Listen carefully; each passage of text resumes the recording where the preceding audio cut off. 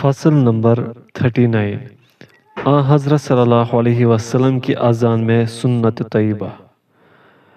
نبی کریم صلی اللہ علیہ وسلم سے اذان ترجیح اور بغیر ترجیح ہر طرح سے ثابت ہے، اور اقامت ایک ایک مرتبہ اور دو دو مرتبہ مشروع کیا ہے، لیکن قد قامت الصلاۃ کا کلمہ آپ سے 2 ہی مرتبہ کہنا ثابت ہے، ایک دفعہ کہنا قطعاً ثابت نہیں۔ اس طرح اذان کے شروع میں اللہ اکبر 4 بار کہنا ثابت ہے، 2 بار نہیں۔ اذان کے وقت اور اس کے بعد 5 قسم کے اذکار کی آپ نے امت کو تعلیم دی ہے۔ پوائنٹ فرسٹ، ایک یہ کہ سننے والا مؤذن کے کلمات و الفاظ دہراتا جائے سوائے حی علی الصلاۃ اور حی علی الفلاح کہ اس وقت لا حول ولا قوت الا باللہ کہنا چاہیے، اور نہ دونوں میں جمع اور نہ صرف حی علی الصلاۃ و حی علی الفلاح پر اکتفا کرنا چاہیے۔ یہی حکمت کا تقاضا ہے، کیونکہ اذان کے کلمات ذکر ہے اور حی علی الصلاۃ والفلاح نماز کی دعوت ہے۔ اس لیے سننے والے کے لیے آپ صلی اللہ علیہ وسلم نے یہ مسنون قرار دیا ہے کہ اس دعوت کو سن کر وہ اعانت کے کلمہ سے استعانت چاہیے۔ پوائنٹ سیکنڈ، دوسرے یہ کہ رضیت باللہ ربا و بالاسلام دینا و بمحمد النبی صلی اللہ علیہ وسلم کہے۔ نبی کریم صلی اللہ علیہ وسلم کا ارشاد ہے کہ جس نے یہ دعا پڑھی اس کے گناہ بخش دیے گئے۔ پوائنٹ تھرڈ، تیسرے یہ کہ مؤذن کی اذان کا جواب دینے کے بعد نبی کریم صلی اللہ علیہ وسلم پر درود و سلام بھیجے، اور کامل ترین وہ درود ہے جو خود آپ صلی اللہ علیہ وسلم نے بنفس نفیس امت کو سکھلایا ہے۔ پوائنٹ فورتھ، چوتھے، اذان کے بعد یہ دعا پڑھے: اللہم رب هذه الدعوة التامة والصلاة القائمة آت محمدا الوسیلة والفضیلة وابعثه مقاما محمودا۔ اے اللہ، مکمل پکار اور ہمیشہ قائم رہنے والی نماز کے پروردگار، تو محمد صلی اللہ علیہ وسلم کو وسیلہ اور بزرگی دے اور آپ کو مقام محمود پر پہنچا۔ پوائنٹ ففتھ، پانچویں یہ کہ اس کے بعد اپنے لیے دعا کرے اور اللہ تعالیٰ کے فضل و کرم کو طلب کرے۔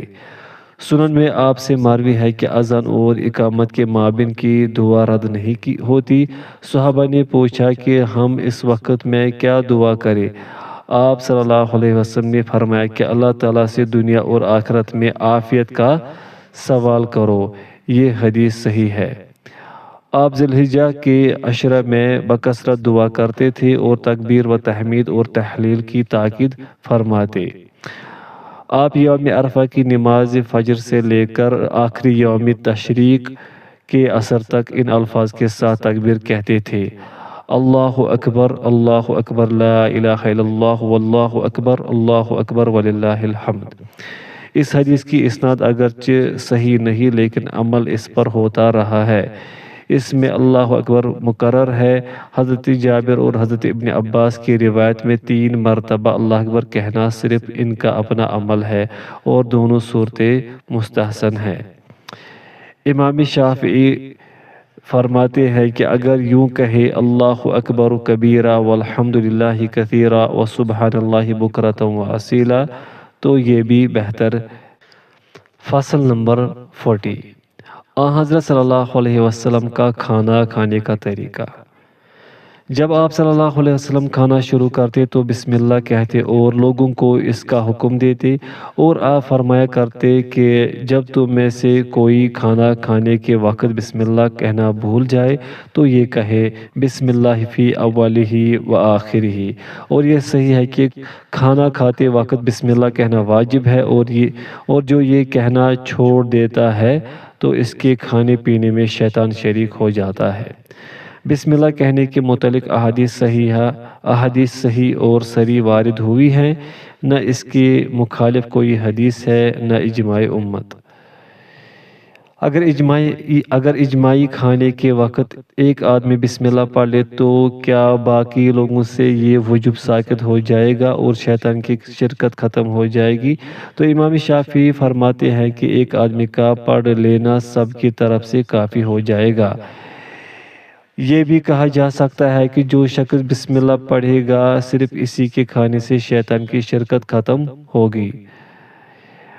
امام ترمذی نے حضرت عائشہ رضی اللہ عنہا کی اس حدیث کو صحیح بتا کر نقل کیا ہے کہ نبی کریم صلی اللہ علیہ وسلم 6 آدمیوں کے ساتھ کھانا تناول فرما رہے تھے۔ اتنے میں ایک اعرابی آیا اور سارا کھانا 2 لقمے میں صاف کر دیا۔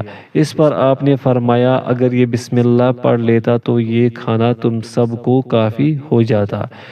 یہ یقینی بات تھی کہ آپ اور صحابہ کرام بسم اللہ پڑھ چکے تھے، اور حضرت حذیفہ سے مروی ایک حدیث میں ہے کہ ہم رسول اللہ صلی اللہ علیہ وسلم کے ساتھ ایک کھانے میں شریک تھے کہ اچانک ایک لڑکی آئی اور کھانے میں ہاتھ ڈالنے لگی تو رسول اللہ صلی اللہ علیہ وسلم نے اس کا ہاتھ پکڑ لیا۔ پھر اس کے بعد ایک اعرابی آیا، آپ نے اس کا بھی ہاتھ پکڑ لیا اور فرمایا کہ شیطان اس کھانے کو حلال سمجھ لیتا ہے جس پر اللہ کا نام نہ لیا جائے، اور وہ اس لڑکی کو اس لیے ساتھ لایا تھا تاکہ اس کے ذریعے کھانا اپنے لیے حلال کرے۔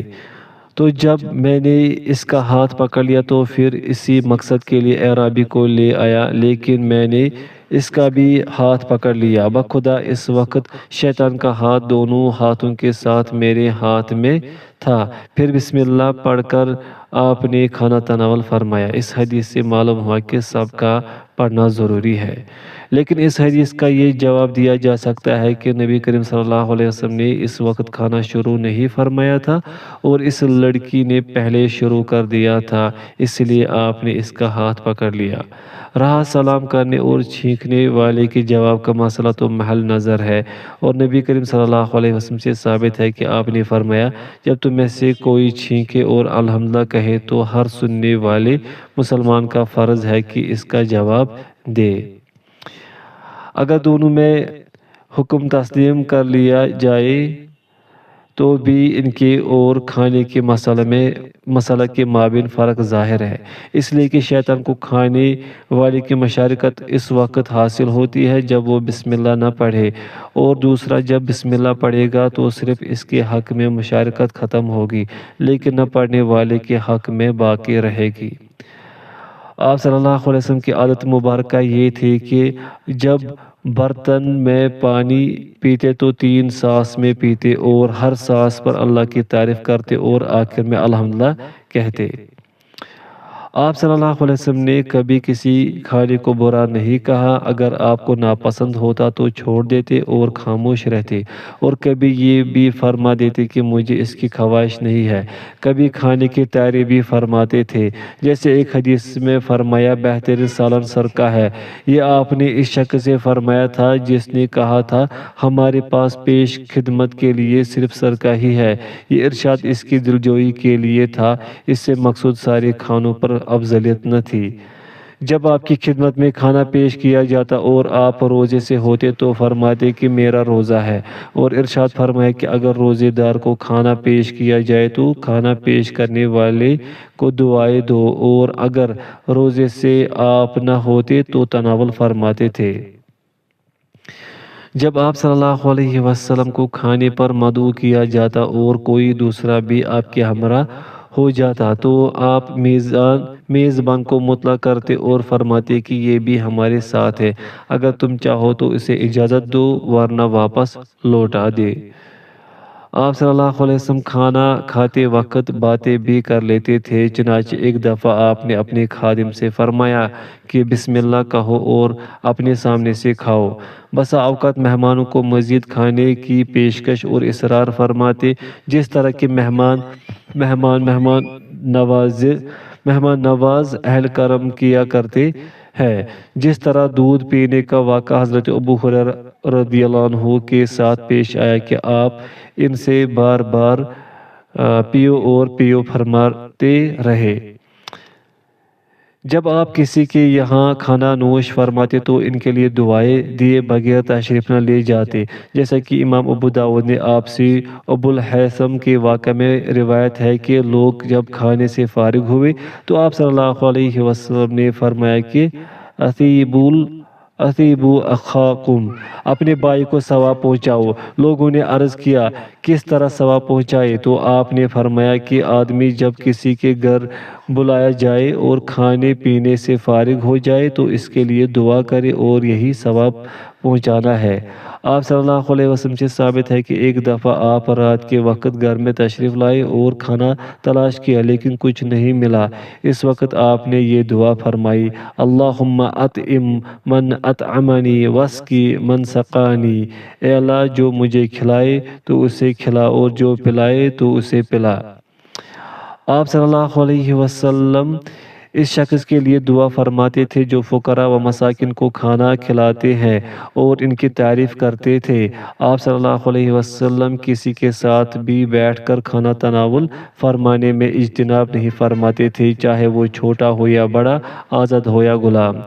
آپ دائیں ہاتھ سے کھانے کا حکم دیتے تھے اور بائیں ہاتھ سے کھانے کو منع فرماتے تھے اور فرمایا کرتے کہ شیطان بائیں ہاتھ سے کھاتا اور اسی سے پیتا ہے۔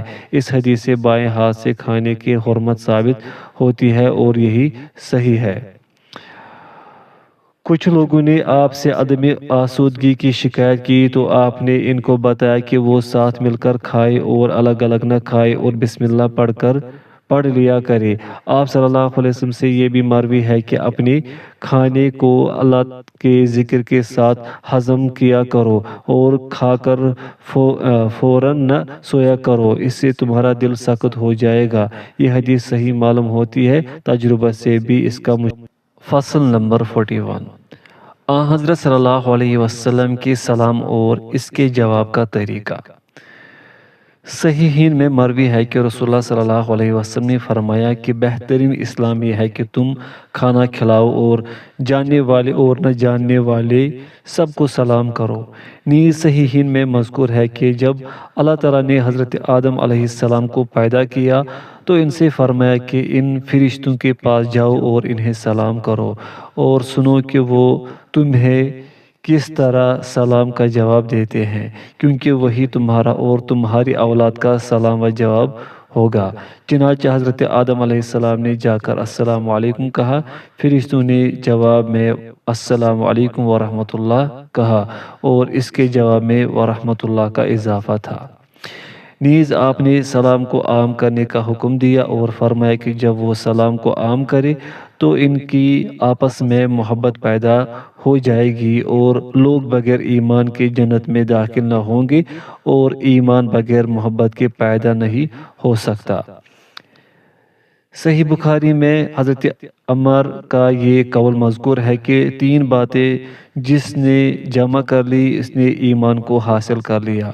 اول اپنے آپ سے انصاف کرنا، دوم سلام کرنا، سوم تنگی کے وقت خرچ کرنا۔ ان کلمات میں چھوٹی بڑی تمام بلائیں سمٹ گئی ہیں، اس لیے کہ انصاف کا تقاضا یہ ہے کہ انسان اللہ اور بندوں کے تمام حقوق کو ادا کرے اور لوگوں کے ساتھ وہی معاملہ کرے جس سے اپنے لیے پسند کرے۔ اس میں اپنی ذات کے ساتھ انصاف کی بات بھی داخل ہے، اس لیے اپنے بارے میں انسان کو کسی ایسے وصف کا دعویٰ نہیں کرنا چاہیے موجود نہ ہو اور نہ نفس کو اللہ تعالیٰ کی نافرمانی سے پلید کرنا چاہیے۔ حاصل یہ ہے کہ اس انصاف سے اللہ تعالیٰ کی اور اپنی معرفت حاصل ہوگی۔ بندہ کو نفس کے ذریعے اس کے خالق سے مزاحمت نہیں کرنی چاہیے اور اپنی مراد کو اللہ تعالیٰ اور نفس کی مراد کے مابین تقسیم نہیں کرنا چاہیے، کیونکہ یہ ظالمانہ تقسیم ہے۔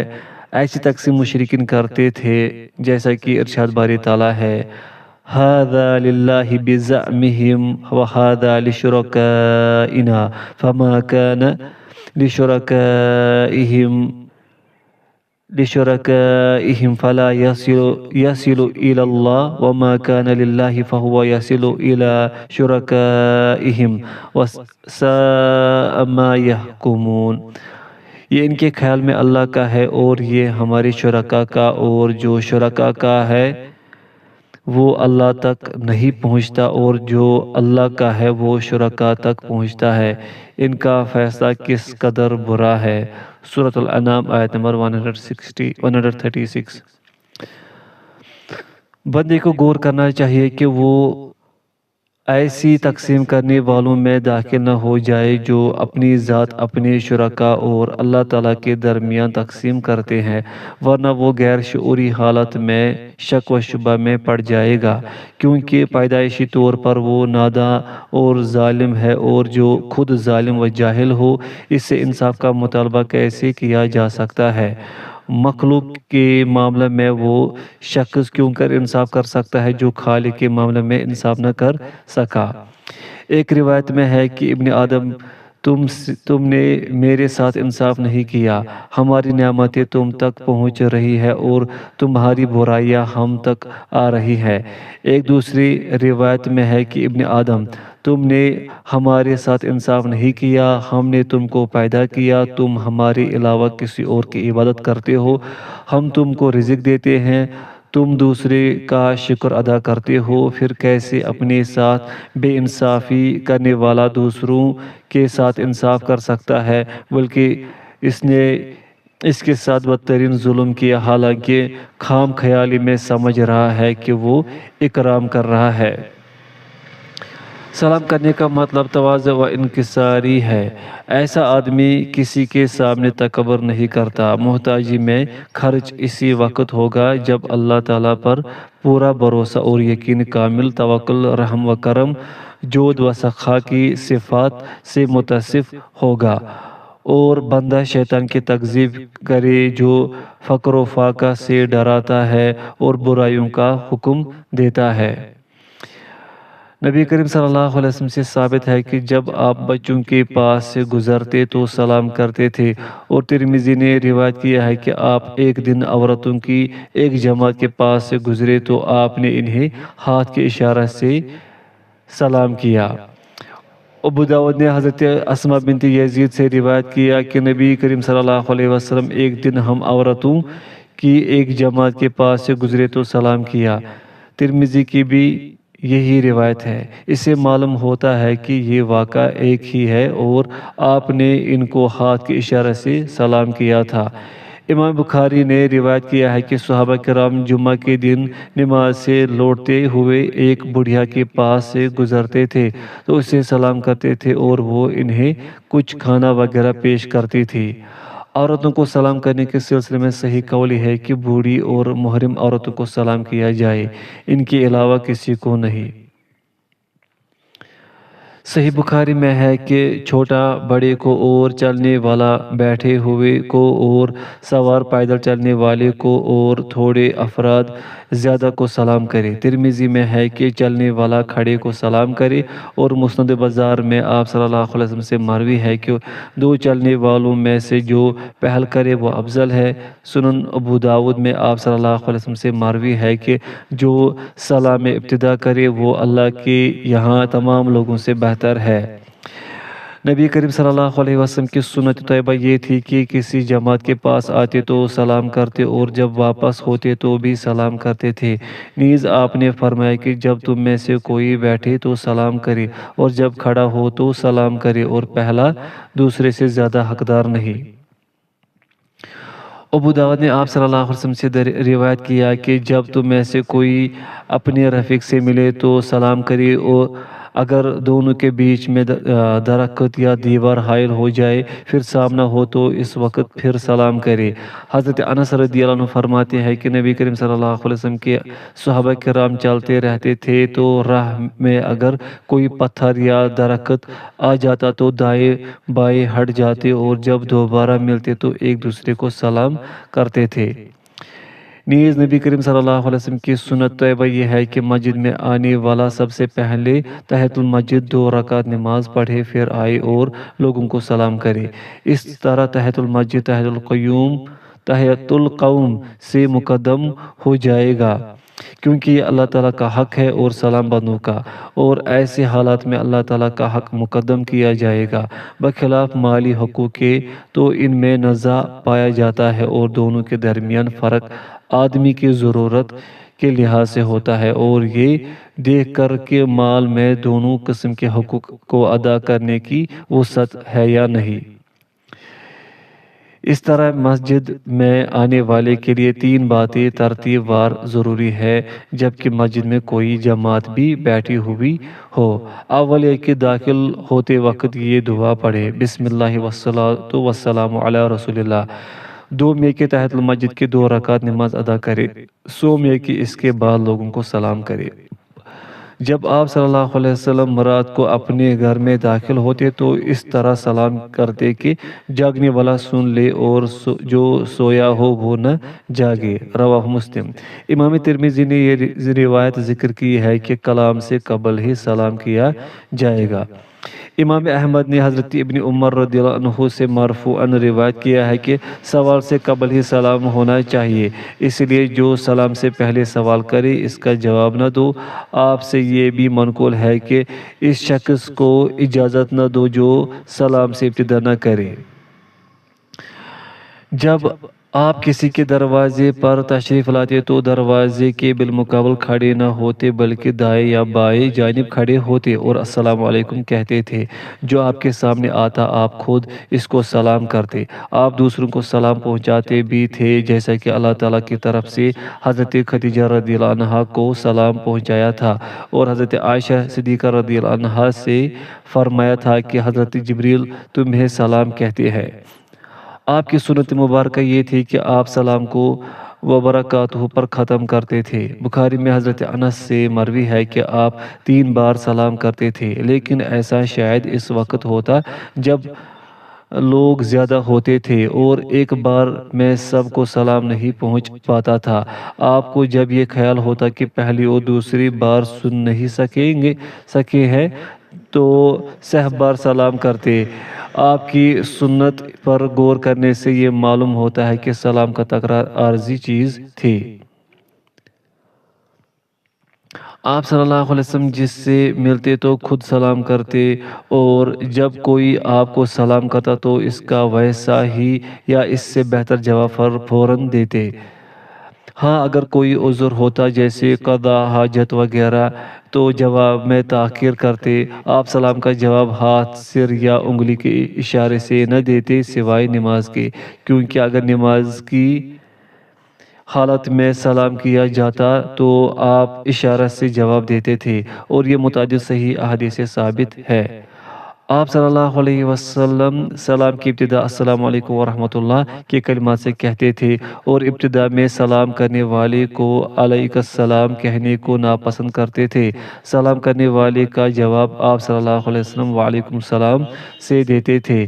جواب سے اگر واو کو حذف کر دیا جائے تو ایک جماعت کا خیال ہے کہ جواب کا فرض ادا نہ ہوگا کیونکہ یہ سنت کی مخالفت ہے، نیز اس سے یہ پتہ نہیں چلتا کہ اس نے جواب دیا ہے یا سلام کیا ہے۔